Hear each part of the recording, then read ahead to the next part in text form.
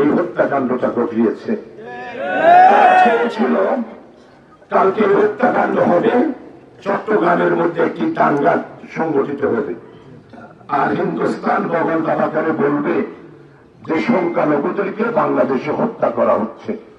আলহামদুলিল্লাহ চট্টগ্রামবাসী গতকাল সারা রাত আমি আমাদের মেয়র ডক্টর শাহাদাত হোসেন সারা রাত আমরা জামাত এবং বিএনপি আমরা সর্বতভাবে চট্টগ্রাম মহানগরীতে ঐক্যবদ্ধভাবে হেফাজত ইসলাম সহ আমরা সারা রাত এর কোনো ইয়া পাইতেন না আপনারা সবসময় ইয়া আছে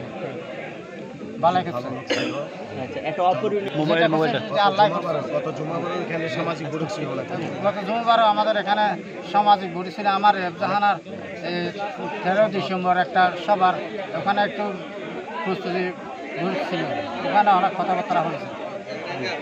কোথা রকম আল্লাহ সবার আগামী জুমাবারও একটা বুড়িকর কথা ছিল। তো এই যে ওনার একটা ছোট বাচ্চা আছে, তারপর আরেকটা বাচ্চা হওয়ার কথা আছে, ইনশাআল্লাহ আমি যতদিন আছে ততদিন এদেরকে আমার কোনো অসুবিধা হবে না। আমি এদেরকে দায়িত্ব নিয়ে নিই না। এখন কি চান আমার স্যার এখানে যারা হত্যা করছে এদের সুষ্ঠু বিচার চাই আমি। আপনার আমার যুদ্ধ বাকি নাই।